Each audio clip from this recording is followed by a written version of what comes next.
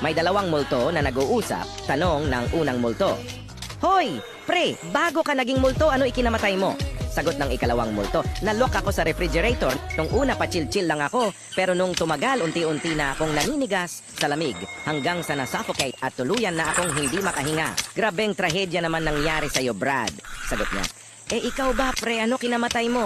Tanong ng ikalawang multo.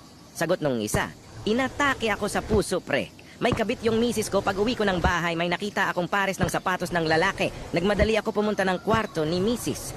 Nakita ko siya na nakahubad at kinakabahan, kaya hinalughog ko ang buong bahay sa ibang kwarto, cabinet, CR, kusina, kisame, ilalim ng kama. Pero wala akong nakita. Sa sobrang pagod ko kakahanap, sumikip dibdib ko doon at na heart attack.